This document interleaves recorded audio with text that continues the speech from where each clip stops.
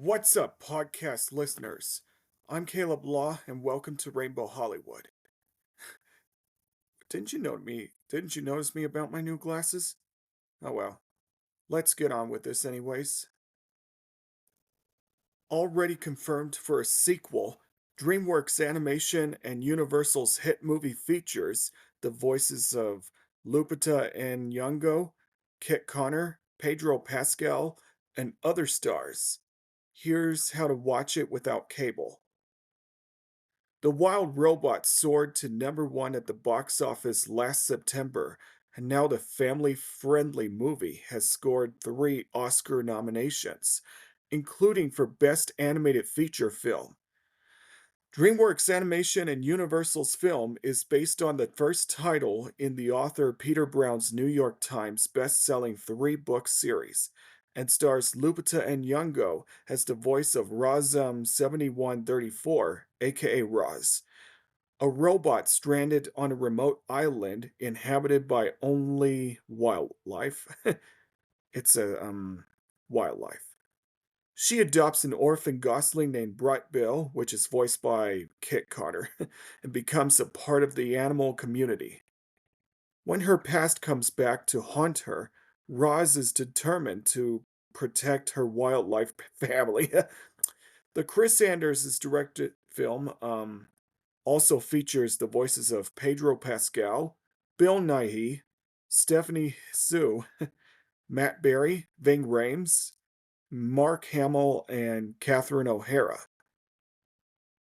The Wild Robots also earned nominations for Best Original Score and Best Sound. The DreamWorks animation title nabbed 10 nods for the 2025 Annie Awards, including for Best Feature, Best FX, and Best Character Animation.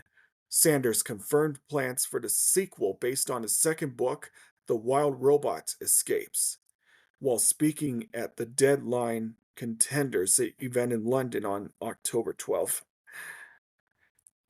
100% yes, they are absolutely plans for the second one, he said. During the Hollywood Reporter's Animation Roundtable last year, the director shed more light on how the story spoke to him. He said Sanders explained that it was certainly Peter Brown's 2016 book, which centers around the lost robot. Of course, I love robots, and the idea of a robot that doesn't even know it's lost is just really charming and compelling.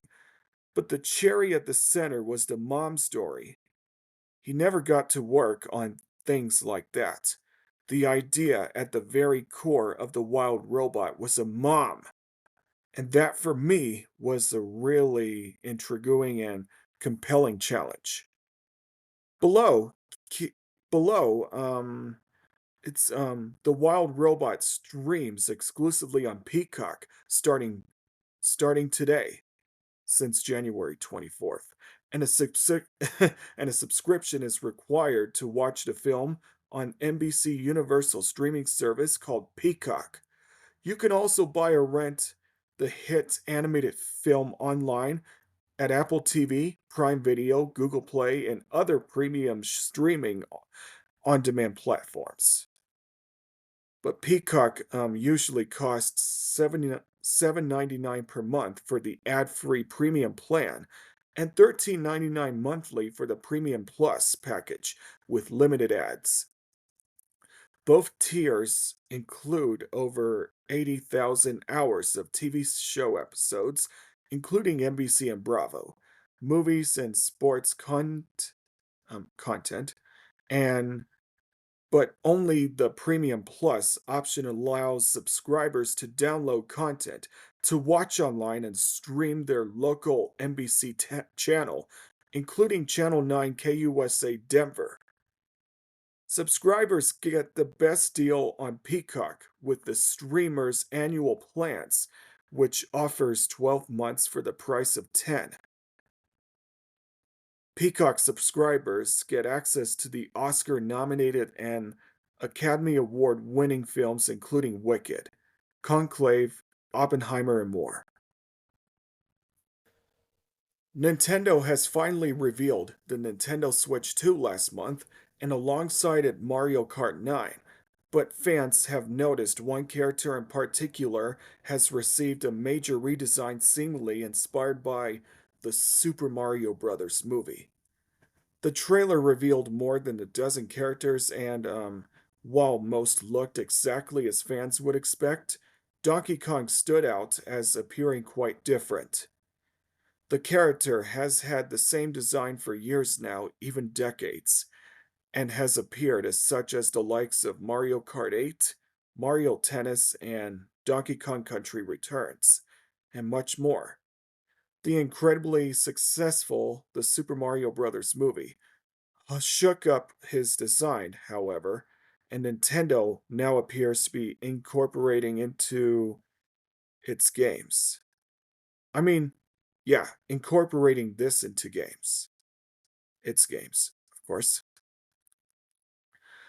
Only a very brief look at Mario Kart 9 was shared, and Donkey Kong only appeared in a few scenes himself, and not particularly clearly. So it will be a while before the designs that can be completed side by side, but it is already notably different. This extra look will likely come to a I'm sorry. This extra look will likely come in April during the Switch 2 Nintendo Direct. In anticipation of this event, the console reveal trailer included a few hints of the Nintendo Switch 2, focusing mostly on how it looks. It did confirm the hardware is mostly backwards compatible. The Joy-Cons feature a mysterious new buttons, and that a theory about using the controller as a mouse appears spot on. Wait, I get it! The Joy-Cons!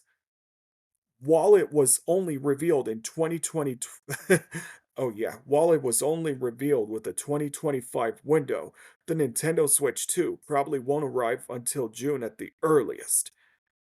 That's because Myriad hands-on events are taking place worldwide, with registration for them opening very soon.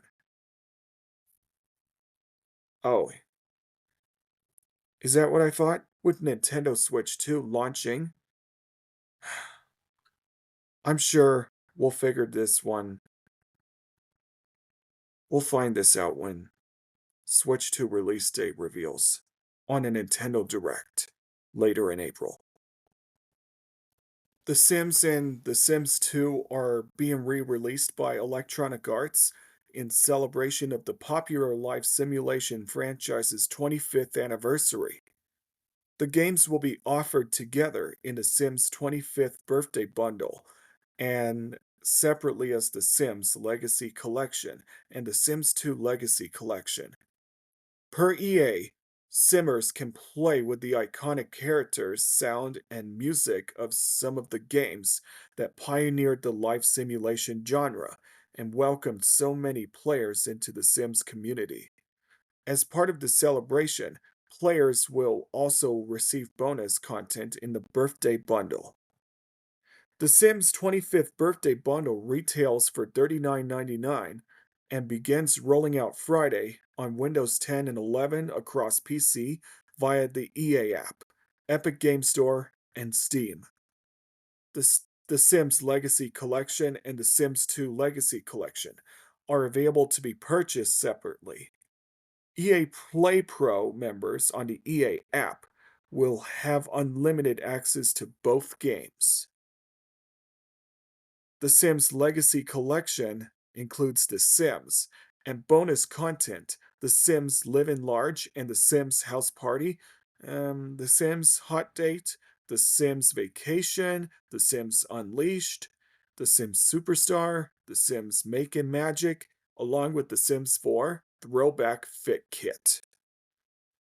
The Sims 2 Legacy Collection includes The Sims 2, as well as bonus content The Sims 2 University, The Sims 2 Nightlife, The Sims 2 Open for Business, The Sims 2 Pets, The Sims 2 Bon Voyage, The Sims 2 Seasons, The Sims 2 Free Time, The Sims 2, Apartment Life, The Sims 2, Holiday Party Pack, The Sims 2, Family Fun Stuff, The Sims 2, Glamour Life Stuff, The Sims 2, Happy Holiday Stuff, The Sims 2, Celebration Stuff, The Sims 2, H&M Fashion Stuff, The Sims 2, Teen Style Stuff, The Sims 2, Kitchen and Bath Interior Design Stuff, and The Sims 2 Mansion and Garden Stuff.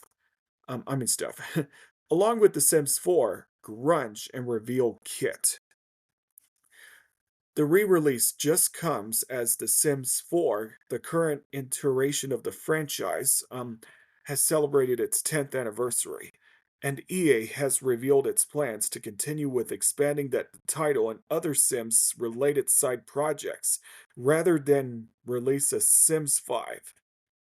Bringing back our original Sims, where all the chaos first unfolded and the life simulation genre began, is special for our team and a birthday treat for our player.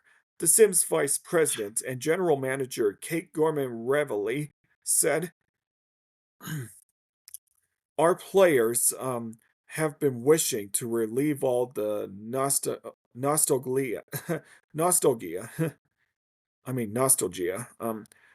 and we knew our birthday would be the perfect moment to celebrate with them and introduce The Sims to new players. We look forward to another exciting 25 years of The Sims as we continue empowering our community to reimagine all the different ways they play with life. Controversial rapper Kanye West returned to the Grammys on Sunday, and his arrival shocked onlookers before heading into the venue. While walking the carpet, his wife Bianca Censori removed her fur coat to reveal a see-through slip that left her completely nude for the cameras.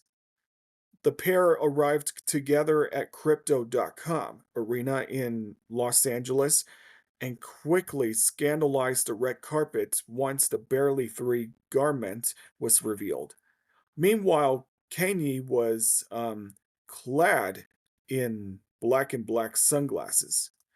Following the red carpet appearance, West and Sensory were else nowhere to be seen inside the venue. A report circulated online that the pair had been kicked out of the event and were not officially invited to attend. However, one source close to the Grammys disputed that rumor, saying it was not true and that West simply walked the carpet, got in his car, and left. So crazy.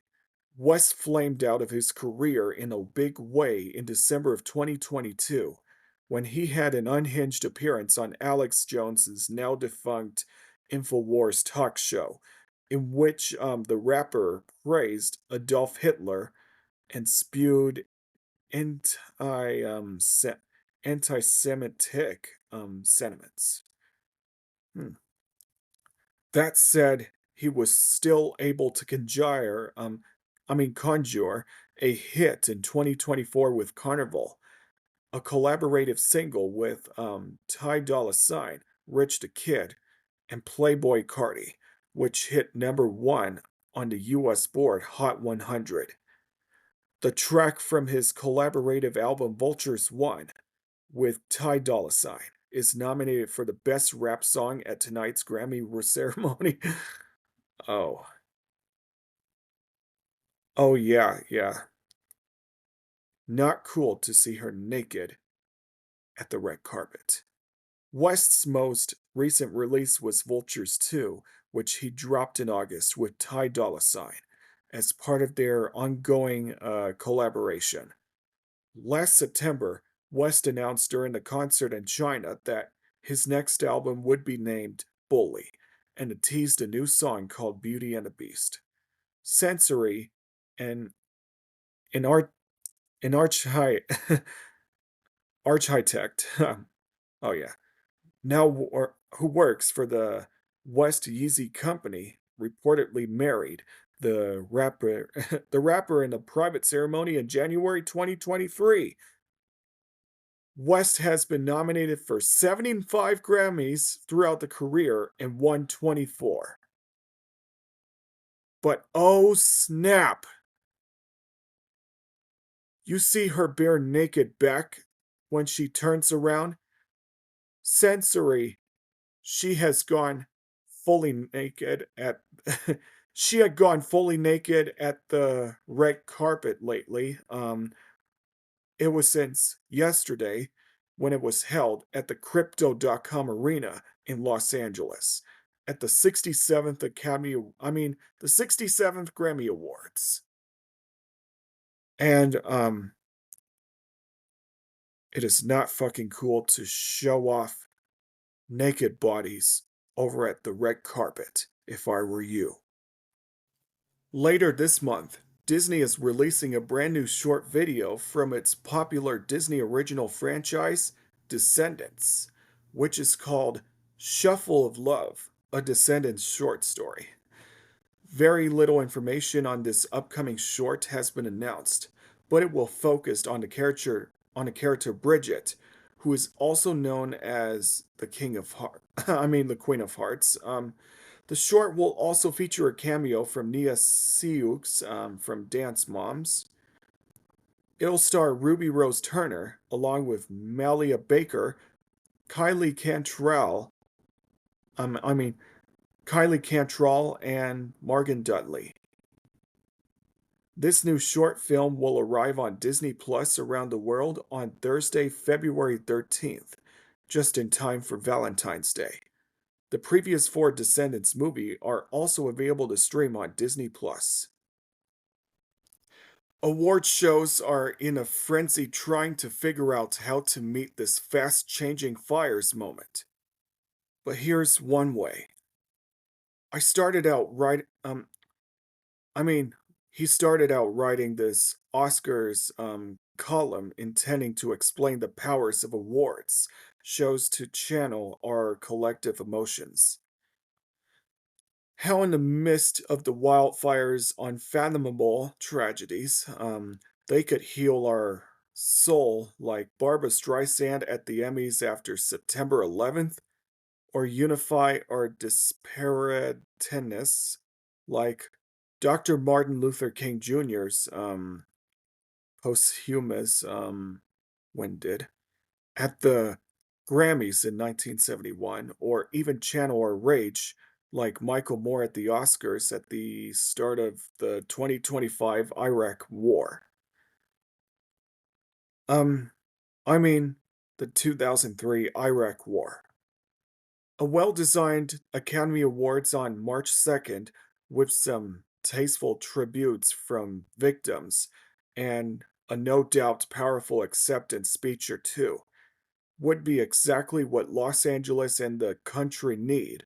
The national Thanksgiving dinner that, at their best awards shows, can manage to be. But forget all that.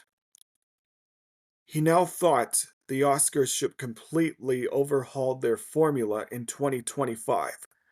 They should do something more radical sideline, the whole always part. On Sunday, Rosanna Arquette suggested on Instagram that the Oscars should be converted into the greatest telethon in the world, not since Roberta hit Nolan over the head with a wine bottle in Desperately Seeking Susan, has Arquette landed a blow as forceful.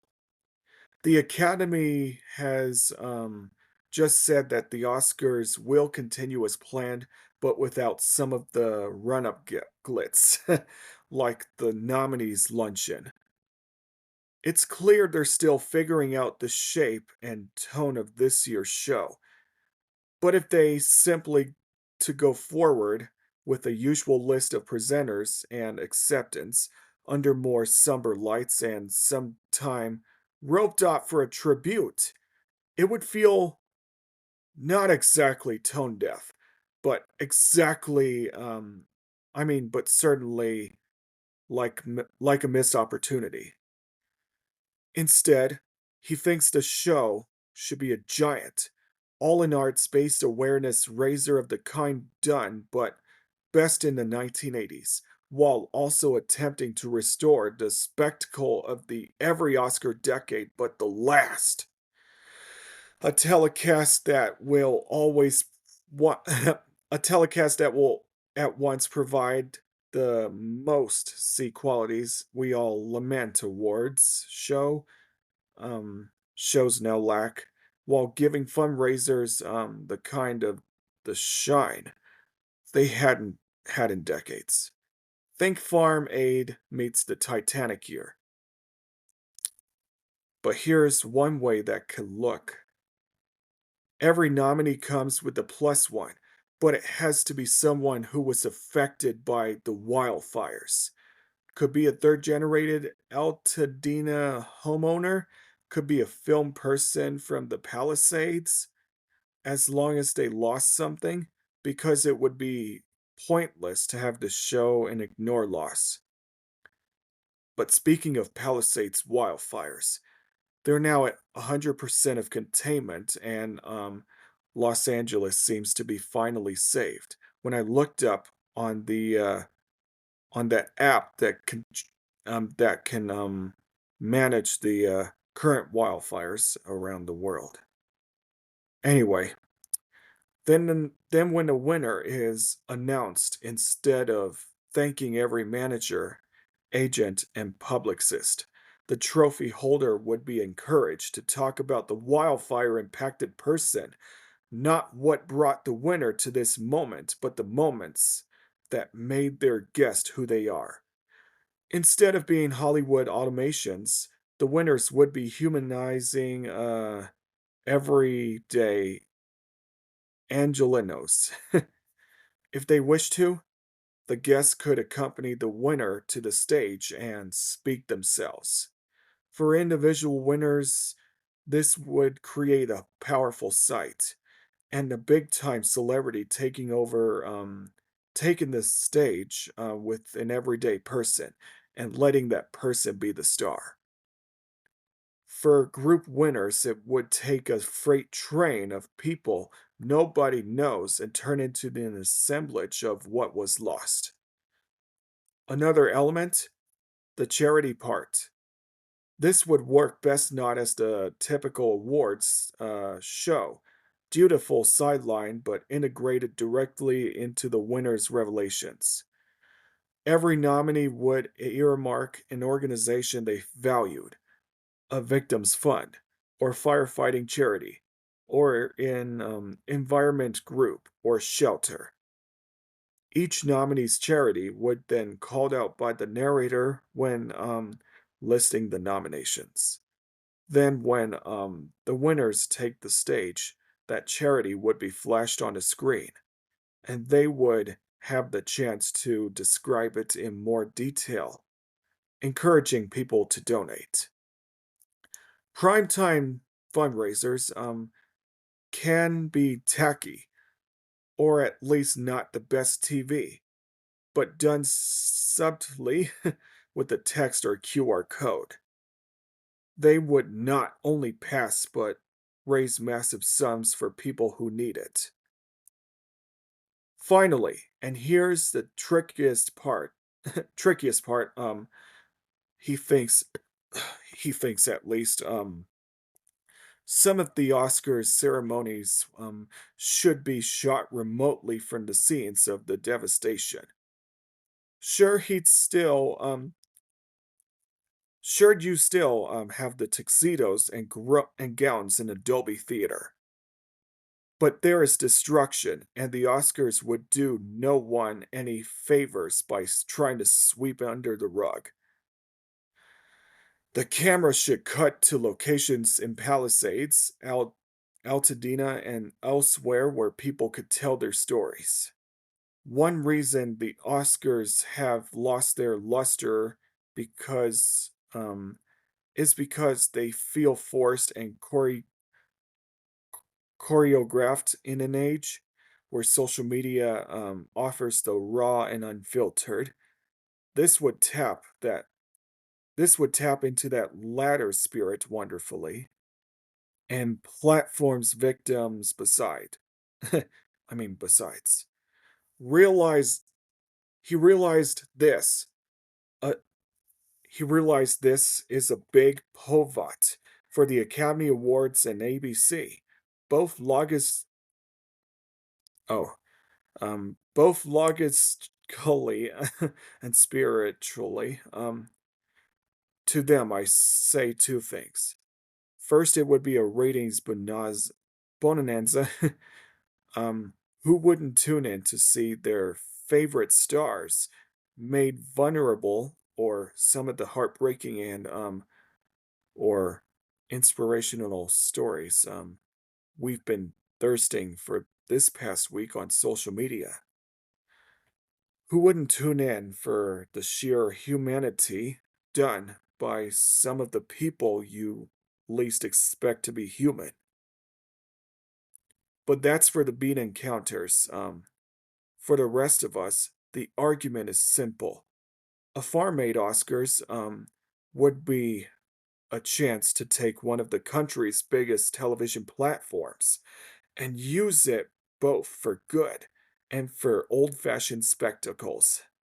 The kind that is both tragic and uplifting, exciting and edifying. It would be an Oscars for the ages, and it just might take us, make us, for a moment, feel better, better, around the state of the world. Well, that's all the time we have for this week, and I hope you'll be looking forward for next week on Rainbow Hollywood, and I'll see you next week. Bye.